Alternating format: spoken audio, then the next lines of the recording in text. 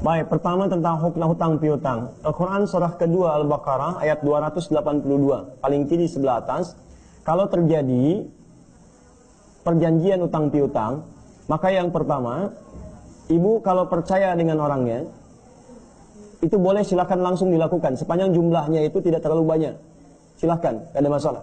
Tapi kalau jumlah sudah cukup banyak atau kurang yakin dengan orangnya, maka dicatatkan sehingga ada bukti catatannya. Kemudian dipersaksikan sehingga nanti kalau satu saat itu diingkari, bukti tertulisnya ada, kemudian saksinya ada, sehingga ketika nanti ada sesuatu hal terjadi menimpa orang itu, maka bisa diklaim atau dimintakan pada ahli warisnya. Itu kalimat pertamanya. Yang kedua, ibu bagus mengingatkan sesuai dengan batas perjanjiannya. Ya ayyuhalladzina amanu idza tadayantum bidainin faktubu ila ajalin musamma. Hai orang-orang beriman, kalau kalian kemudian membangun utang piutang pada waktu tertentu, maka tuliskan. Ya, tuliskan. Nanti kalau waktunya sudah tiba, ingatkan dia. Ibu sudah mengingatkan apa yang terjadi, dia tidak balas dan sebagainya. Tugas ibu selesai mengingatkan untuk dia membayar utangnya. Nah, sekarang lihat kondisinya. Kalau kemudian dia mampu membayar utangnya dengan ibu mengingatkan, tapi ditunda-tunda, dia yang berdosa. Ibu tidak. Bagaimana respon ibu? Pertama, tetap ibu punya hak untuk menagih hutangnya. Itu sah dilakukan. Boleh kepada ahli warisnya, boleh pada kerabatnya untuk mengingatkan.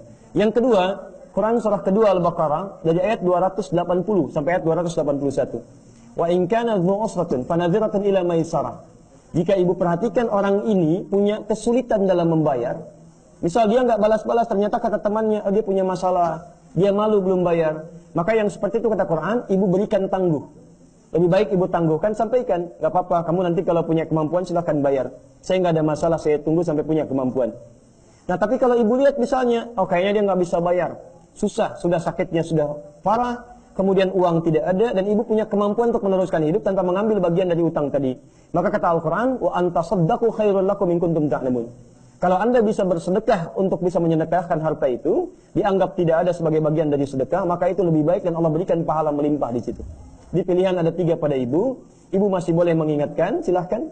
Sampaikan pada ahli warisnya supaya dia meninggal dalam keadaan terbayar hutangnya. Hati-hati kalau ibu misalnya meninggal, utang belum lunas, maka amalan terikat. Mu'allaq fis sama'. Ya terikat, tidak langsung seketika dihisab sampai utangnya lunas. Di akhirat nanti minta dibayar. Tapi dibayarnya tidak menggunakan uang, karena uang sudah tidak berlaku. Dibayarnya pakai pahala. Pakai pahala. Di saya punya dosa ini nih, pahala saya kurang, maka diminta dari orang berutang untuk diambil pahalanya, diberikan kepadanya untuk membayar utangnya dalam bentuk pahalanya. Nah, kemudian ingatkan itu. Yang kedua, ibu boleh punya pilihan untuk memberikan penangguhan waktu. Fanadhiratun ila maisarah. Berikan waktu sampai dia mampu melunasinya. Yang ketiga, kalau memang dirasakan tidak mampu sama sekali, ibu anggap utangnya biasa-biasa, lah nggak apa-apa, saya sedekahkan, saya bisa hidup dengan baik misalnya. Maka kata Allah, lihat kalimatnya, wa antasaddaqu khairul lakum. Kalau kamu bisa sedekah itu lebih bagus dan Allah akan ganti berlipat kepada ibu apa yang telah ibu sedekahkan itu. Allah Ta'ala alam bisawab. Dari mana tahu diganti dengan berlipat? Di Quran surah kedua Al-Baqarah ayat 261, paling kiri sebelah atas. Ya, mathalul ladzina yunfiquna amwalahum fi sabilillah kamathali habatin ambatat sab'a sanabil fi kulli sumbulatin mi'atu habbah.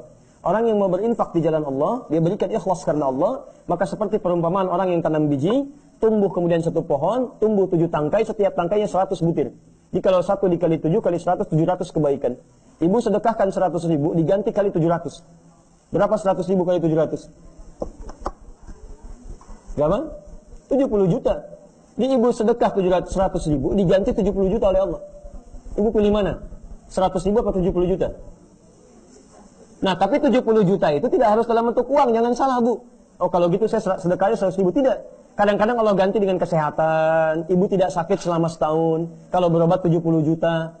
Kadang-kadang diganti dengan yang lainnya. Tiba-tiba anak ibu misalnya diberi beasiswa, padahal kalau belajar nilainya bisa tinggi, ya, atau bayarnya bisa tinggi dan sebagainya. Allah Ta'ala alam bisawab. Ibu bisa pilih 3 pilihan itu.